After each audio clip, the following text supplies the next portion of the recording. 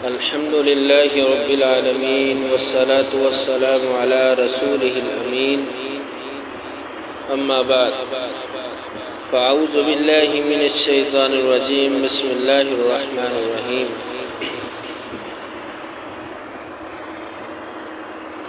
امام الانبیاء محمد رسول اللہ صلی اللہ علیہ وسلم کو جب مکہ سے نکلنے پر مجبور کر دیا گیا،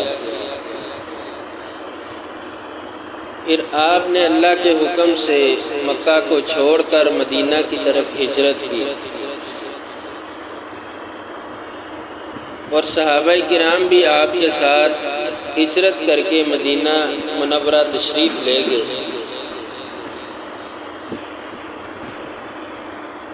تو وہی مکہ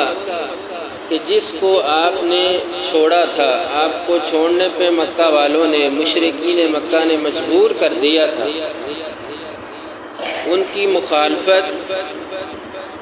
پھر بھی ختم نہ ہوئی۔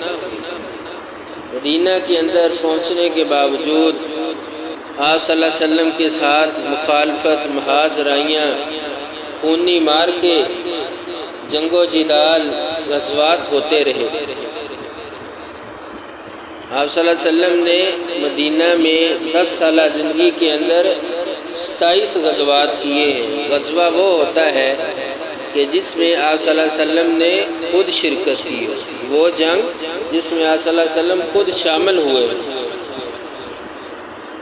تو پھر وہ وقت آیا، تاریخ نے ایک نیا موڑ لیا کہ 8 ہجری کو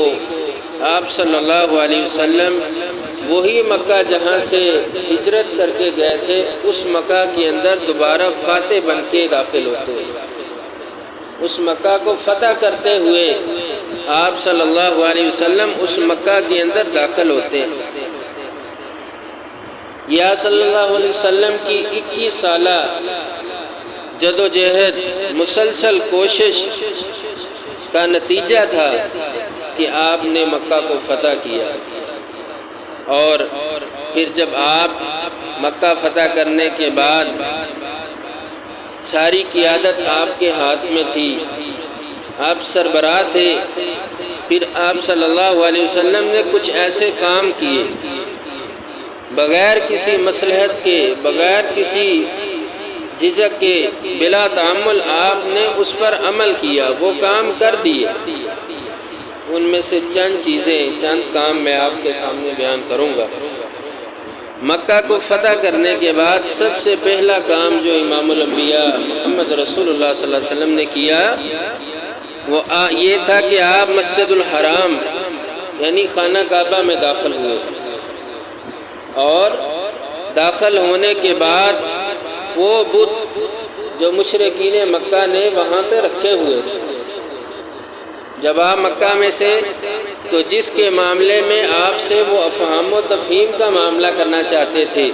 کہ 1 سال ہم آپ کے ساتھ مل کے اللہ کی عبادت کریں گے،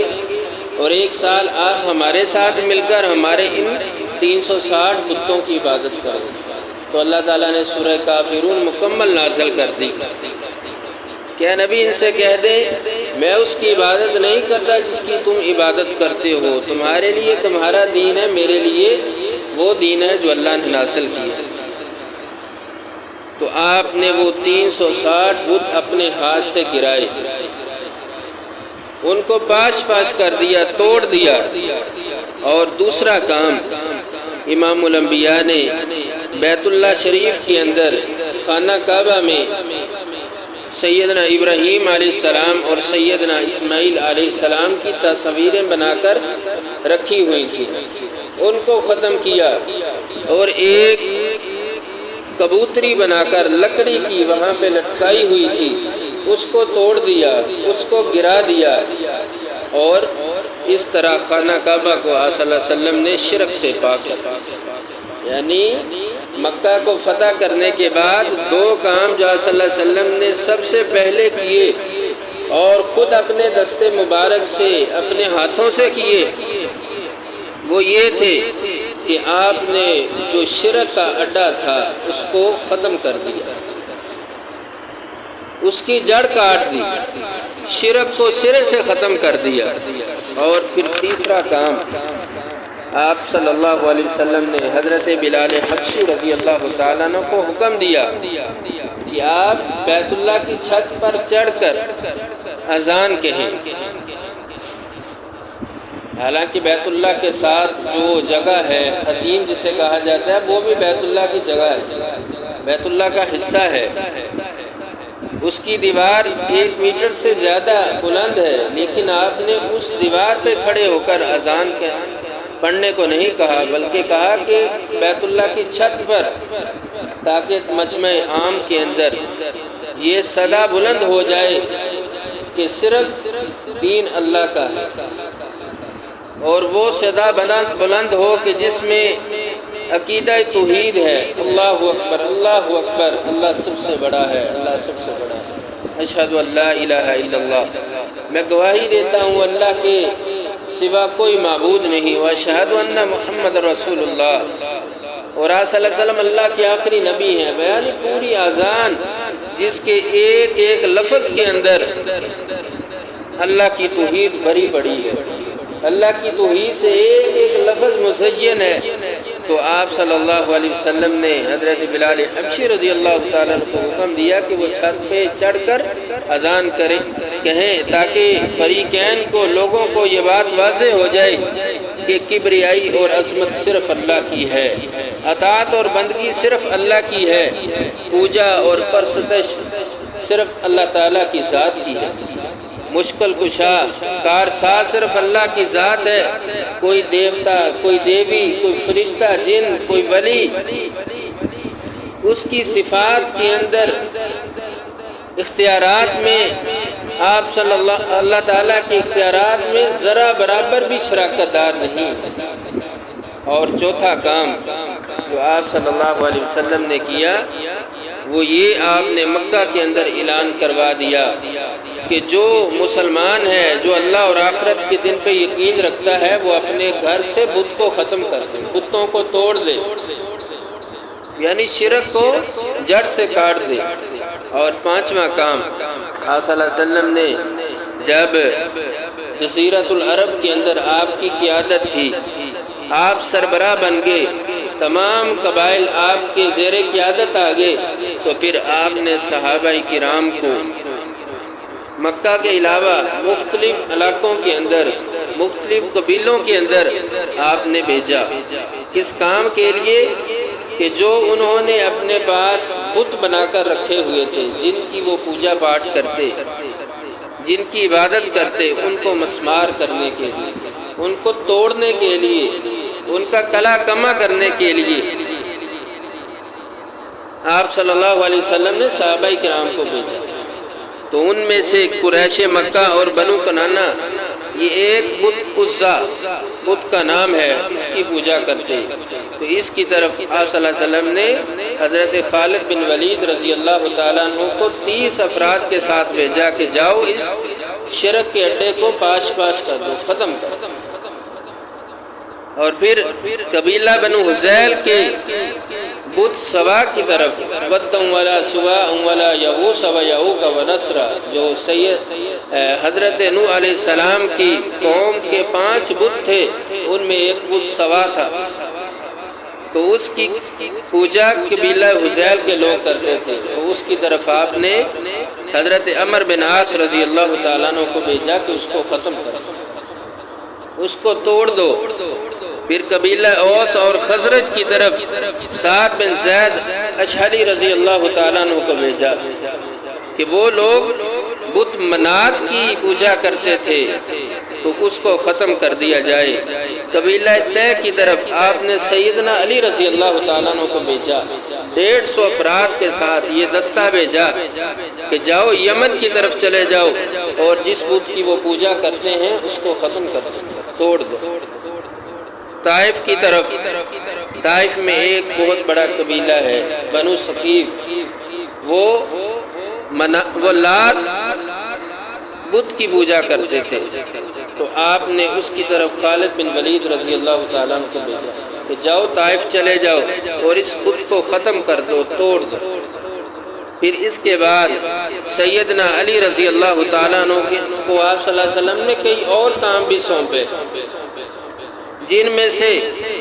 آپ نے یہ حکم دیا کہ اے علی جاؤ جزیرۃ العرب کے اندر، آپ کا یہ مشن ہے،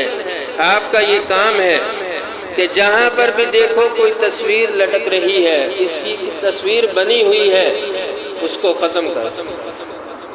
کسی قبر کو دیکھو زمین سے اونچی ہے، پکی ہے، اس کو زمین کے برابر کر۔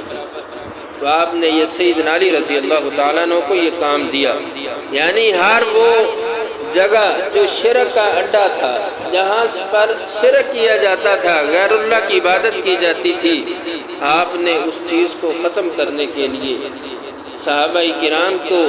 بھیجا، اور اس مشن کے لیے سیدنا علی رضی اللہ تعالیٰ عنہ کو کہا کہ جاؤ یہ کام کرنے، کیونکہ قبر پر لوگ بیٹھ کے شرک کرتے ہیں، قبر والوں کو پکارتے ہیں، تصویریں بنا کر ان کی پوجا پاٹ کرتے ہیں، کسی ولی پیر فقیر کی تصویر بنا لی، قبر کو پکا کر لیا، قبر پر بیٹھ کے مجاور بن کے پھر اس قبر پر ہی دربار مزار بنا لیے، یعنی یہ سارے شرک کے اڈے ہیں، یہاں پر اللہ کے ساتھ شرک کیا جاتا ہے۔ تو آپ نے فرمایا ان ساری چیزوں کو مسمار کر دو۔ آج شرک کا کلا کما کر دیا، اس کی جڑ کاٹ دی، اور یہ بات واضح کر دی کہ صرف اللہ کی ذات ہے، اسی کی عبادت ہے۔ تو آپ صلی اللہ علیہ وسلم کی مکی اور مدنی زندگی سے یہ بات ثابت ہوتی ہے کہ آپ صلی اللہ علیہ وسلم کی تمام تر کوشش، جہاں آپ نے نکاح طلاق، اسی طرح حلال و حرام، حدود و قیاس کے بارے میں آپ نے قوانین نافذ کیے، وہاں ساتھ ساتھ آپ صلی اللہ علیہ وسلم کی تمام تر کوشش یہ تھی، جد و جہد یہ تھی کہ عقیدہ توحید کا اثبات اور شرک کی نفی، شرک کا خاتمہ۔ اور آپ صلی اللہ علیہ وسلم نے ساری زندگی اسی کام کے لیے کوشش کی ہے، عقیدہ توحید کے لیے کوشش کی ہے، عقیدہ توحید کے کلمہ کو بلند کرنے کے لیے آپ صلی اللہ علیہ وسلم کی کوششیں تھی، اور اسی کے لیے صحابہ کرام کی ذمہ داریاں لگائیں۔